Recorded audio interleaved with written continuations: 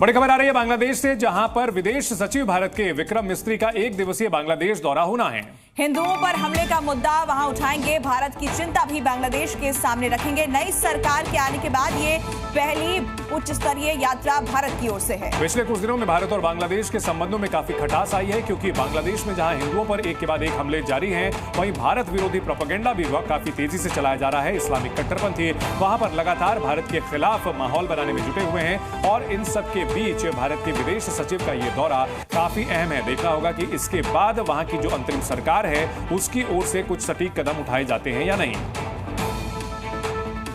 विक्रम मिस्त्री का 1 दिवसीय बांग्लादेश दौरा है और शेख हसीना सरकार के हटने के बाद भारत की ओर से यह पहला उच्च स्तरीय दौरा होने जा रहा है।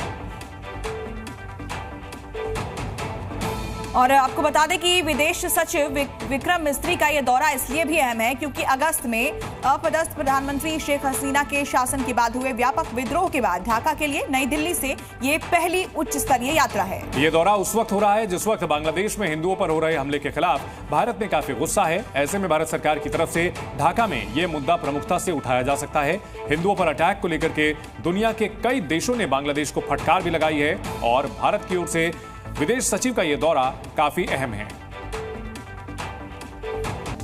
तो एक तरफ कट्टरपंथी गला काटने की धमकी दे रहे हैं, तो दूसरी तरफ मंदिरों पर हमले भी लगातार जारी हैं। आपको बता दें कि बांग्लादेश में 120 दिनों के अंदर हिंदू मंदिरों पर 8 बड़े हमले हुए हैं। सत्ता परिवर्तन के वक्त पहला बड़ा हमला 6 अगस्त को ढाका में इस्कॉन मंदिर पर हुआ था। फिर दूसरा हमला 12 अगस्त को मेहरपुर में ही इस्कॉन मंदिर पर हुआ।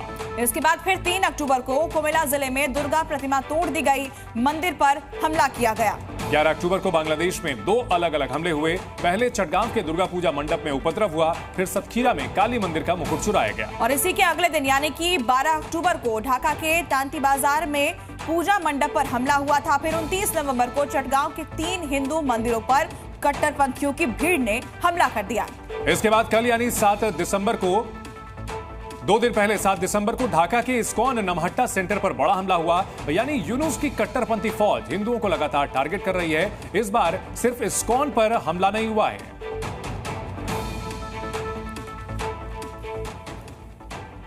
तो बांग्लादेश में हिंदुओं पर अत्याचार लगातार बढ़ता जा रहा है। इधर भारत में लोगों का गुस्सा बांग्लादेश की यूनुस सरकार और कट्टरपंथियों पर फूट रहा है। अब बांग्लादेश को टुकड़े टुकड़े करने की मांग उठ रही है। बांग्लादेश में मंदिरों पर हमले और हिंदुओं पर अत्याचार के खिलाफ आवाज पूरी दुनिया से उठ रही है। भारत में भी अलग अलग शहरों में प्रदर्शन किए जा रहे हैं। अब वाराणसी में पोस्टर जारी करके अब बांग्लादेश के खिलाफ गुस्से का इजहार किया गया है। इस पोस्टर में कहा गया है कि जो देश विश्व मानचित्र में बांग्लादेश के नक्शे को स्थापित कर सकता है, वो नक्शा मिटा भी सकते हैं। पोस्टर में हिंदुओं के खिलाफ हिंसा बंद करने और चिन्मय कृष्णदास को रिहा करने की मांग की गई है। और भारत की बहुसंख्यक आबादी जो हिंदू आबादी है, उन्हीं के भाई बहन जो बांग्लादेश में अल्पसंख्यक हिंदू है, उनके साथ जो अत्याचार हो रहा है, जो उनके साथ घोर अत्याचार किया जा रहा है, उसके खिलाफ ये हमारा पोस्टर हमने लगाया है। इसके अलावा प्रवीण तोगड़िया जैसे हिंदूवादी नेता मांग कर रहे हैं कि बांग्लादेश के 4 टुकड़े करने के आदेश भारतीय सेना को दिए जाएं। इसके अलावा देश के अलग हिस्सों में बांग्लादेश के खिलाफ विरोध प्रदर्शन हो रहा है।